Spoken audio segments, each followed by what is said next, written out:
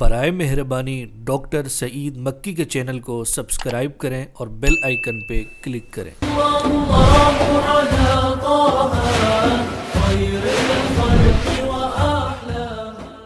الحمد للہ رب العالمین والصلاة والسلام علی رحمت للعالمین وعلی آلہ وصحبہ اجمعین وبعد۔ یقول اللہ عز وجل ما جعل علیکم فی الدین من حرج، وقال اللہ عز وجل فی وصف نبینا صلی اللہ علیہ وسلم وَيَضَعُ عَنْهُمْ إِسْرَهُمْ وَالْأَغْلَالَ الَّتِي كَانَتْ عَلَيْهِمْ،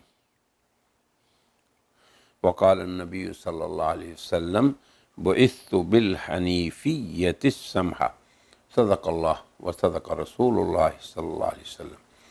سامعین و ناظرین، ہم نے ایک موضوع پچھلی مجلس میں شروع کیا تھا، اور وہ یہ تھا کہ حضرت رحمت للعالمین صلی اللہ علیہ وسلم کو رحمان و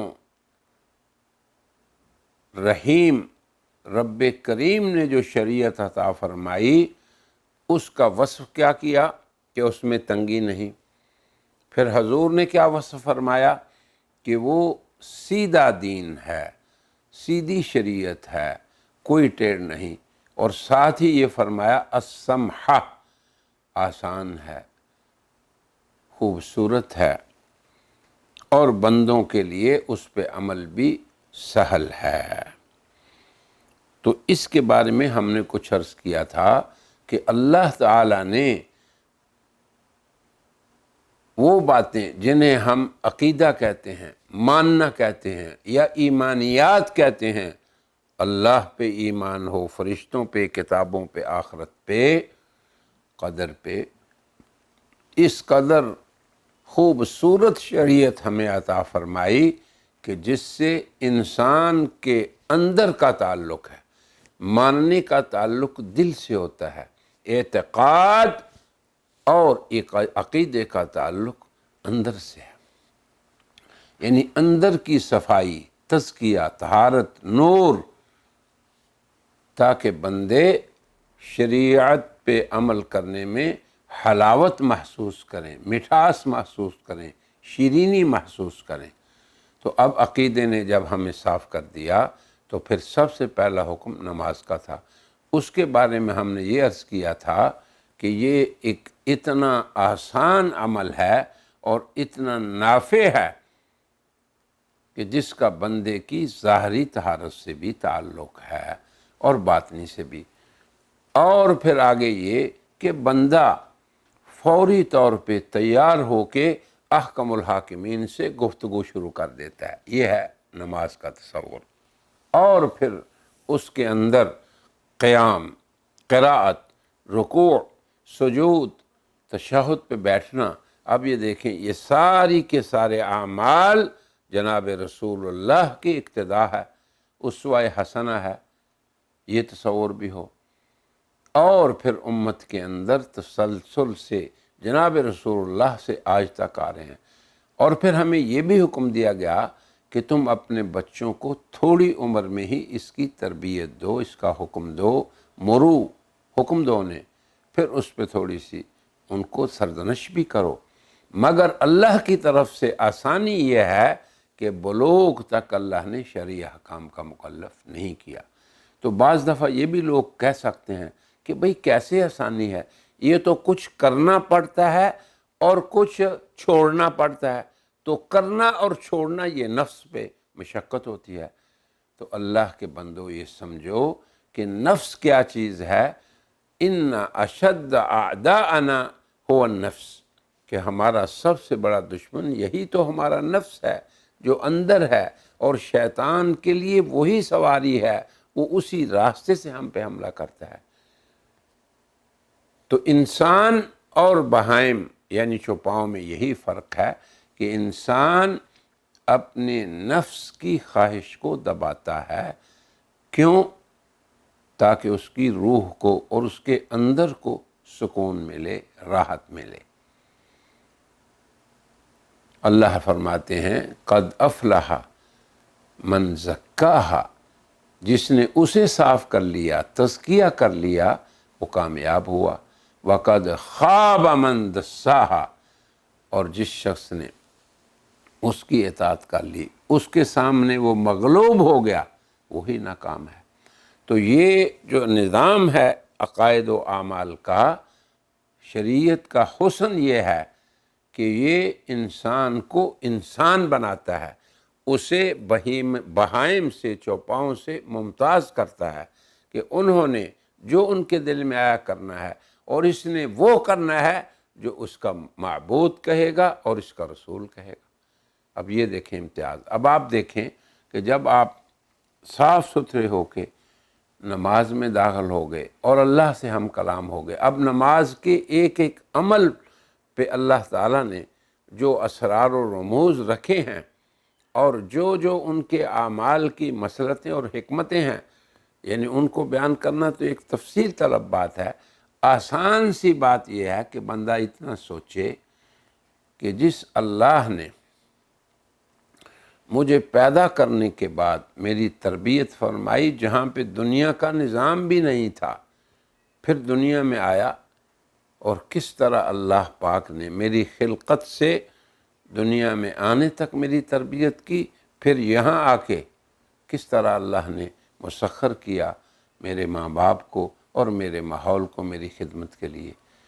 تو اب اللہ تعالیٰ کی یسر اور آسانی دیکھیں کہ اللہ نے یہ بھی نہیں کہا کہ تم 24 گھنٹے اللہ کے سامنے عبادت میں ہی لگے رہو، بلکہ امام بخاری نے ایک حدیث نقل کی ہے، اور محدثین نے اس آپ کے اس ارشاد کے تحت بھی شرح میں لکھا ہے، اور دیگر جگہ بھی جب حضور نے فرمایا نا اپنے صحابہ کو کہ انا اعلمکم باللہ واتقاکم واخشاکم، میں تم سے زیادہ اللہ سے ڈرتا ہوں، دیکھو میری زندگی کو۔ بعض صحابہ نے امہات المومنین سے پوچھا کہ رسول اللہ صلی اللہ علیہ وسلم گھر میں کیا کرتے ہیں؟ تو انہوں نے فرمایا کہ گھر کے کام کاج میں گھر والوں کا ہاتھ بٹاتے ہیں، پھر اپنے اوقات کو تقسیم کر رکھا ہے انہوں نے، اپنے گھر والوں کا، بیوی بچوں کا، ان کا کچھ وقت ہے، پھر اس کے بعد اپنی حاجات جو ہیں انسانی بشری تقاضے، ان میں وہ وقت گزارتے ہیں، پھر کچھ وقت اللہ کی عبادت کے لیے بھی۔ تو حدیث میں ہے کہ صحابہ نے فرمایا تقالوہا، یعنی انہوں نے سمجھا کہ حضور تو بخشے بخشائے ہیں، غفر اللہ لہ ما تقدم من ذنبہ وما تأخر، تو انہوں نے جسارت کر کے حضور سے، ایک حدیث میں ہے کہ انہوں نے سوال بھی کیا، اور بعض احادیث میں ہے کہ انہوں نے آپس میں یہ فیصلہ کیا کہ ایک نے کہا اما انا فاصلی ولا ارقد، کہ میں کھڑا رہوں گا اللہ کے سامنے ساری رات، سوؤں گا نہیں۔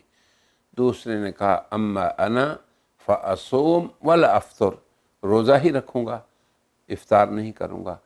تیسرے نے کہا اما انا فاعتزل النساء ولا اتزوج، میں شادی نہیں کروں گا۔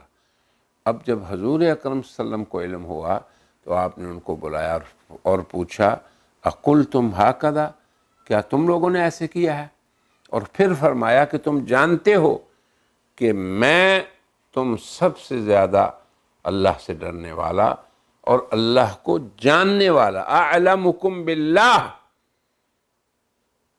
اللہ کی معرفت سب سے زیادہ مجھے ہے۔ تو کیا تم سمجھتے ہو، کیا میری سنت اما انا رہا میں اصلی و ارقد، میں نماز بھی پڑھتا ہوں، سوتا بھی ہوں۔ اب آپ دیکھیں دین کی آسانی، دیکھیں رات اور دن 24 گھنٹوں میں صرف 5 بار چند منٹ کے لیے نماز فرض ہے، اور وہ نماز جو ہمیں طہارت ظاہری بھی دیتی ہے، باطنی بھی دیتی ہے، اور قلبی سکون بھی دیتی ہے، اور پریشانیوں کے مداوع بھی اس میں ہیں۔ اسی نماز میں جب رسول اللہ پہ آپ درود پڑھتے ہیں تو حضور اکرم صلی اللہ علیہ وسلم فرماتے ہیں کہ جو شخص ایک بار مجھ پہ درود پڑھے گا، اللہ 10 بار اس پہ اپنی رحمتیں کرے گا۔ اب اس کی بھی بڑی تفصیل ہے کہ اللہ کی رحمت جب انسان کی طرف متوجہ ہوتی ہے تو یوں سمجھیں کہ اس کے کام ہی سارے بن گئے۔ تو اب نماز کا عمل ایسا ہے کہ جس سے ہمیں دنیاوی راحت، سکون اور اخروی ابدی اور ہمیشہ کی جنت اس میں اللہ نے رکھی ہے۔ ما سلککم فی سقر قالوا لم نک من المصلین، کہ جب جہنم والوں سے پوچھا جائے گا کہ تم کیا ہوا تمہارا، انہوں نے کہا جی ہم نماز نہیں پڑھتے تھے۔ تو اندازہ کریں کہ اتنی مفید اور نافع اور اتنی خیر والی چیز کتنی راحت ہے اس میں۔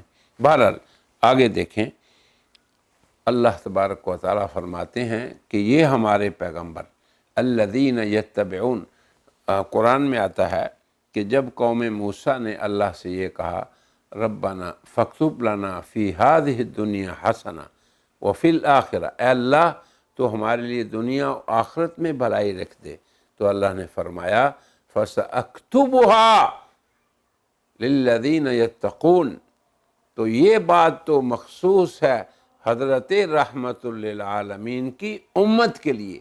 یہ ہے وہ بات جس طرف میں اشارہ کر رہا ہوں کہ حضرت رحمت للعالمین ایسی شریعت لائے جس کے اندر سراسر دنیا و آخرت کی بھلائی اور خیر ہی خیر ہے۔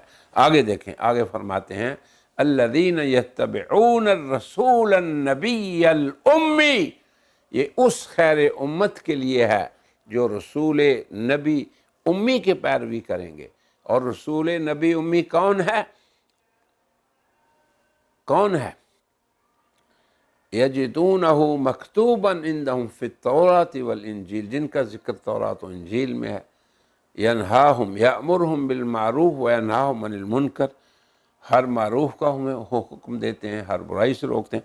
آگے پھر یہ ہے وَيَضَعُ عَنْهُمْ إِصْرَهُمْ، جو ان کے بوجھوں کو اتارنے آئے ہیں، وَالْأَغْلَالَ الَّتِي كَانَتْ عَلَيْهِمْ، اور وہ گلے کے پھندے، اغلال گلے کے پھندے کو کہتے ہیں، جو ان کے گلوں کو پھندے تھے انہیں اتارنے آئے ہیں۔ تمام سخت تکالیف ان کو دور کرنے آئے ہیں۔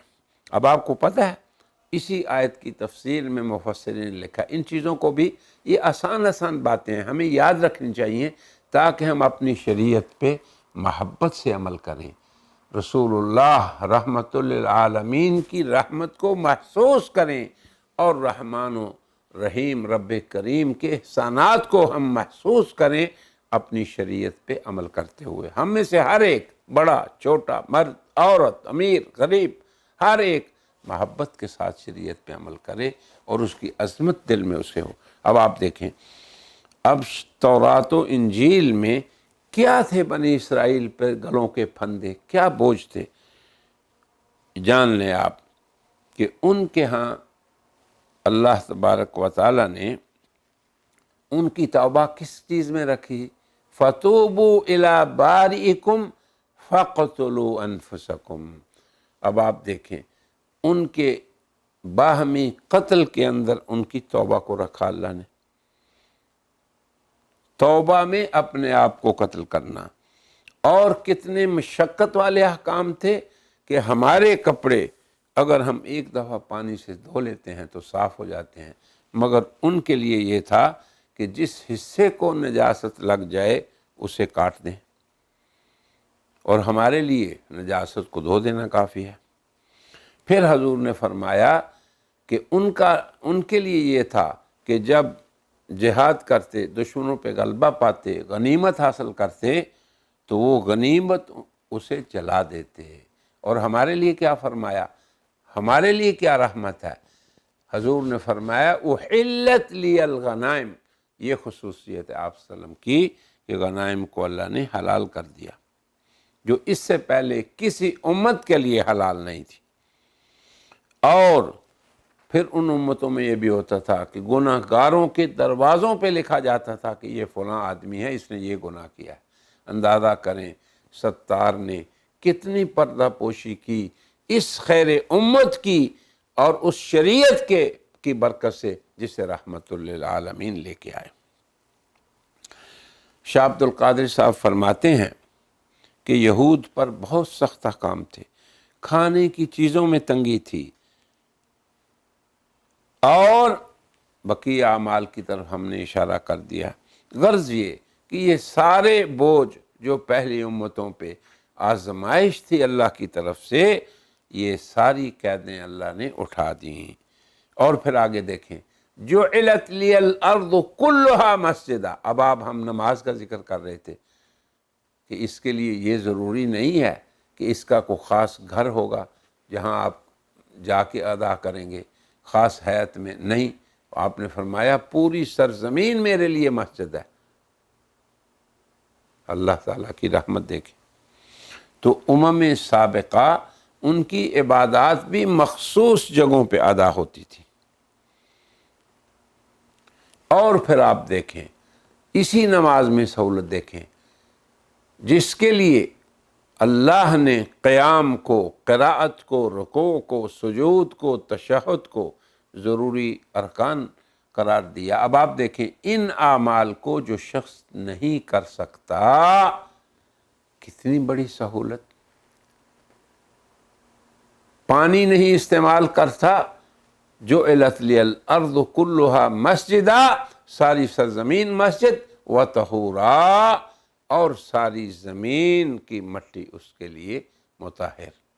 یہ ہے اللہ تبارک و تعالیٰ کی خصوصی رحمت خیر امت کے ساتھ۔ تو تیمم کی اجازت، غنائم کا حلال ہونا، اور پوری سرزمین پہ جہاں چاہے مسلمان یہ فرض ادا کر سکے۔ پھر آپ دیکھیں کہ یہ دین فی حد ذات ہی آسان تھا۔ نماز کو اللہ نے 24 گھنٹوں میں سے چند منٹ کے لیے فرض کیا، یہ فی نفس ہی آسان تھا، مگر پھر اسے اور آسان بنا دیا کہ اگر ایک شخص قیام نہیں کر سکتا تو بیٹھ جائے، بیٹھ نہیں سکتا تو لیٹ جائے، پانی استعمال نہیں کر سکتا تو یہ تیمم کر لے۔ یہ ہیں وہ آسانیاں اور یہ وہ انعامات ہیں جو جناب رحمت للعالمین کی امت کو اللہ تعالیٰ نے عطا فرمائے۔ پھر آگے دیکھیں، ایک حدیث میں حضور نے فرمایا، رفع عن امتی الخطأ والنسیان، اگر کوئی کام بھولے سے ہو گیا، غلطی سے ہو گیا، تو یہ بھی اس امت سے اللہ نے اٹھا لیا۔ یہ ہیں وہ بوجھ۔ تو میرے محترم بھائیوں اور بہنوں، کبھی اس پہلو کو بھی سوچ لیا کریں کہ اللہ نے جن احکام کی ہمیں تکلیف دی ہے، وہ احکام فی حد ذات ہی ہمارے لیے نفع ہی نفع، فائدہ ہی فائدہ ہیں، اور وہ بالکل آسان ہی آسان ہیں۔ پھر ان کے اندر مزید آسانیاں، جسے میں یہ کہوں کہ آسانی در آسانی، آسانی در آسانی، یہ ہے کہ نماز پہلے ہی آسان تھی، مگر اس کے قیام، قعود، قرات، رکوع، سجود، اس کے لیے جو عاجز ہیں ان کو اور سہولت دے دی۔ طہارت پانی سے پہلے ہی آسانی ہے، اس سے کہ نجاست کو کاٹا جائے، اس کپڑے کو پہلے ہی آسانی تھی، مگر اس آسانی در آسانی یہ ہے کہ جو شخص پانی استعمال نہ کر سکے تو وہ مٹی سے پاکیزگی حاصل کر سکتے۔ تو اب آپ دیکھیں کہ اللہ رب ذوالجلال والاکرام نے کس قدر حنیفیت سمحہ، آسان اور سیدھا دین ہمیں عطا فرمایا۔ اللہ تبارک و تعالی ہم مسلمانوں کو اس نعمت شریعت کی قدر کرنے کی توفیق عطا فرمائے۔ اب آپ دیکھیں اسی طرح جیسے میں نے ابھی نماز کے بارے میں کچھ عرض کیا تھا، تو ہم اگر اسلام کے ایک دوسرے عمل کو دیکھیں نماز کے بعد، جس کا بار بار ذکر ہے، اقیم الصلاۃ وآتوا الزکاۃ۔ اب آپ دیکھیں زکوٰۃ اللہ تبارک و تعالی نے ہر شخص پہ فرض نہیں کی، صاحب نصاب اب آپ کو پتہ ہے کہ صاحب نصاب ہونا، پھر اس پہ 1 سال گزرنا، اس کے بعد زکوٰۃ ہے۔ کتنی؟ 100 کا عدد جو آپ کو عطا ہوا، اس میں 40واں حصہ، اور وہ بھی کسے دینا ہے؟ وَآتِ ذَا الْقُرْبَى حَقَّهُ۔ پھر آگے کیا فرمایا؟ انما الصدقات للفقراء والمساکین والعاملین علیہا والمؤلفۃ قلوبہم وفی الرقاب۔ اب آپ دیکھیں کہ جو آپ اللہ کے لیے دیتے ہیں وہ اپنی ہی سوسائٹی میں آپ خیر پھیلا رہے ہیں، اور اپنے ہی ساتھیوں، رشتہ داروں، اقربا، ارحام کو وہ عطا کر رہے ہیں، اور حالانکہ وہ اللہ کا حق ہے۔ اللہ کے پاس کیا جا رہا ہے؟ وہ تو آپ ہی کے پاس رہ رہا ہے، اور آپ ہی کی معاشرتی زندگی کو بہتر بنا رہا ہے۔ آپ ہی کے اندر جب محتاج لوگوں کو آپ سے مال ملے گا تو پھر وہ جرائم نہیں کریں گے، اللہ کی نافرمانی نہیں کریں گے، وہ آپ کے لیے اذیت کا باعث نہیں بنیں گے، موذی نہیں بنیں گے۔ اب تھوڑا سا ذرا اس سسٹم کو آپ دیکھیں۔ زکوٰۃ کی فرضیت کے لیے کتنی سہولت؟ ایک نصاب مقرر ہوا، پھر اس پہ سال گزرے، پھر اس میں سے 40واں حصہ، 100 میں سے 2.5، 40واں حصہ ہوتا ہے۔ یہ موٹی سی بات یاد رکھیں۔ اور اسی طرح اللہ نے فرمایا یا ایھا الذین آمنوا کتب علیکم الصیام۔ میں مختصر ہر عبادت کے بارے میں چاہتا ہوں کہ تھوڑا تھوڑا آپ کو بتا دوں، تاکہ ہم کرنے سے پہلے اس کی سہولت کو اور اس کے رحمت ہونے کو اور اس کے سراسر اللہ کی عنایت ہونے کو سمجھ کے ادا کریں، اور دیکھیں کہ اس پہ کس قدر ہم پہ اللہ نے انعام فرمایا۔ روزے کے بارے میں، سال میں 1 مہینہ، اب آپ یہ دیکھیں وہ بھی پہلی امتوں کی طرح نہیں۔ یا ایھا الذین آمنوا کتب علیکم الصیام، یعنی فرضیت تو پہلی امتوں کی طرح ہے، لیکن ادائیگی میں سہولت۔ میرا موضوع سخن یہ ہے، اس کی ادائیگی میں سہولت دیکھیں۔ کہاں سے کب؟ فمن شہد منکم الشہر فلیصمہ۔ وہ مہینہ آئے گا اپنی تمام رحمتوں کے ساتھ تمہیں دینے کے لیے آئے گا۔ اب آپ دیکھیں کیسا زمانہ ہے، اور اس زمانے کا وارد ہونا آپ پہ، اور اس زمانے کا سایہ فگن ہونا آپ پہ، یہ بھی اس کی رحمت۔ پھر اس میں کیا ہے؟ کلوا واشربوا حتی یتبین لکم الخیط الابیض من الخیط الاسود من الفجر، کہ فجر کے وقت آپ نے روزہ رکھنا ہے، ثم اتم الصیام الی اللیل، رات تک چند ساعات ہیں۔ گرمیوں میں بھی آتا ہے روزہ، سردیوں میں بھی آتا ہے، اس کے اپنے منافع ہیں جو ہم رمضان میں اکثر بیان کیا کرتے ہیں۔ لیکن ابھی جو موضوع سخن ہے وہ یہ ہے کہ ان شرعی احکام میں اللہ کی طرف سے ان کا سراپا رحمت ہونا۔ اب آپ دیکھیں روزہ رکھنے والے لوگ، ایک روزے کی اپنی روحانیت، پھر افطار کی اپنی خوشی، پھر روزے دار کی روزے کی حالت میں اللہ کا قرب اسے حاصل ہونا۔ اب آپ سوچتے جائیں، پھر روزے کی حالت میں اس کے اعمال کا اللہ کے ہاں بڑھ جانا، پھر روزے کی حالت میں شیاطین اور نفس جو اس کے دشمن ہیں ان پہ اس کا غلبہ پانا، پھر بدنی طور پہ بھی اس کے لیے صحت مند ہونا۔ صوموا تصحوا، صحت مند ہو جاؤ گے روزے رکھو۔ اب پھر اس میں اگلی سہولت دیکھیں، سہولت در سہولت، وہ یہ وَمَنْ كَانَ مِنْكُمْ مَرِيضًا أَوْ عَلَى سَفَرٍ فَعِدَّةٌ مِّنْ أَيَّامٍ أُخَرَ۔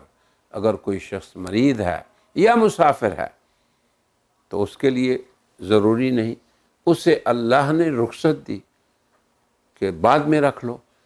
پھر ایک حدیث میں ہے، حضور اکرم صلی اللہ علیہ وسلم کا ارشاد ہے کہ اللہ تعالیٰ نے جو رخصتیں تمہیں دی ہیں، مثلا نماز ہے کہ مسافر کے لیے 4 سے 2 ہو جائے، روزہ ہے کہ مسافر کو نہ رکھنے کی اجازت ہے، تو اللہ کے رسول نے فرمایا کہ جیسے تم عزیمت پر عمل کرتے ہو، پوری نماز پڑھتے ہو اقامت میں اور روزہ رکھتے ہو اقامت کی حالت میں، اگر سفر میں رخصت پہ عمل کرو گے اور روزے کو تم اللہ کے رخصت سمجھ کے قبول کر لو گے تو اللہ رخصت پر عمل کرنے والوں سے بھی خوش ہوتا ہے جیسے عزیمت پر عمل کرنے والوں۔ رحمت ہی رحمت ہے۔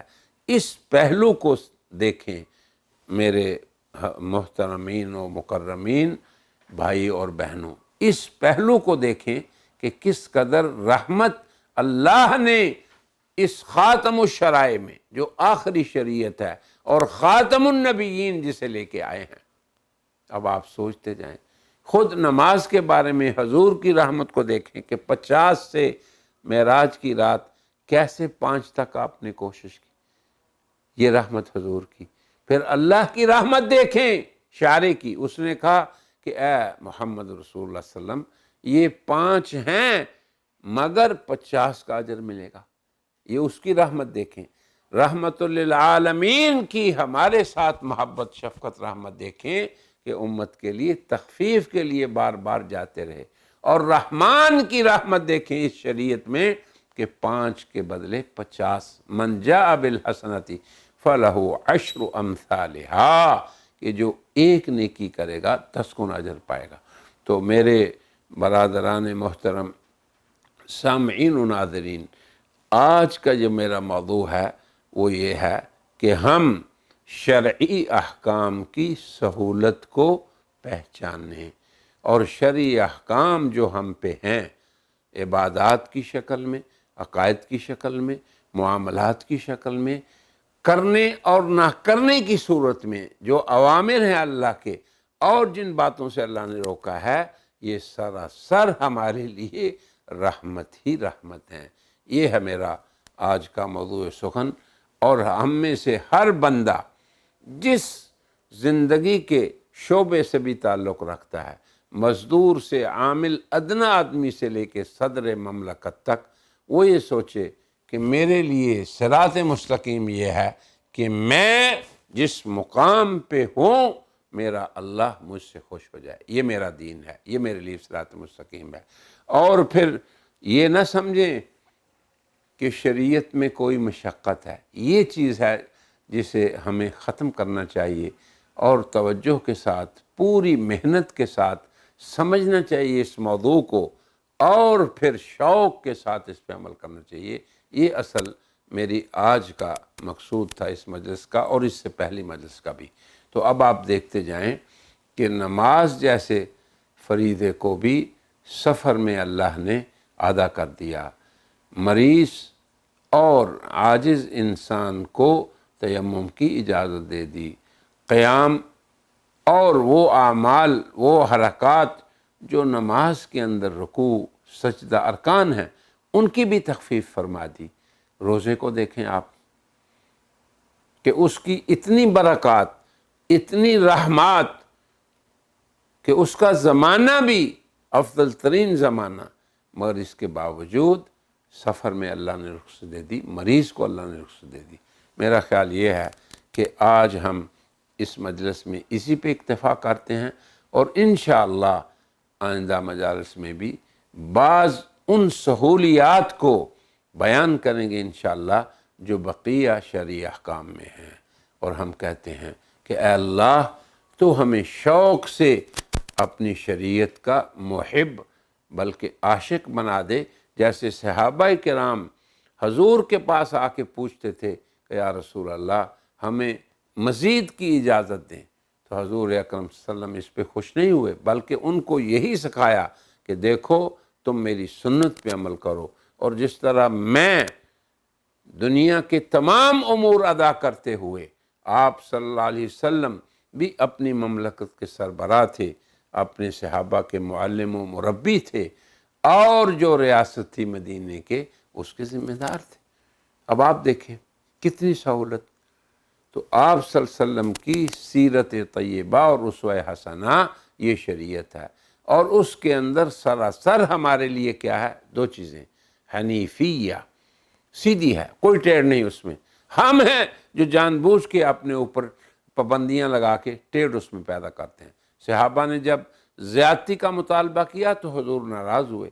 بخاری شریف میں ہے کہ رسول اللہ پہ غضب کے آثار آ گئے کہ کیوں تم ایسے کر رہے ہو کہ تم دنیا کو چھوڑ دو، تم نماز ہی پڑھتے رہو، آرام نہ کرو، تم روزے ہی رکھتے رہو، انہیں افطار نہ کرو، بلکہ میری سنت پہ عمل کرو۔ تو حضرات گرامی قدر، جب اس طرح ہم حضور اکرم صلی اللہ علیہ وسلم کی شریعت کا مطالعہ کریں گے تو ہمارے اندر شوق پیدا ہوگا شریعت پہ عمل کرنے کا، اور یہی میری گفتگو سے مقصود اور میری غرض تھی۔ اللہ تعالی ہم سب کو توفیق دے شریعت کو اسی زاویے سے ہم اس کا مطالعہ کریں۔ تو اسی پہ آج اکتفا کر لیتے ہیں۔ وَلِلْحَدِيثِ بَقِيَّةٌ، پھر انشاءاللہ باقی باتیں کریں گے۔ وآخر دعوانا ان الحمد للہ رب العالمین۔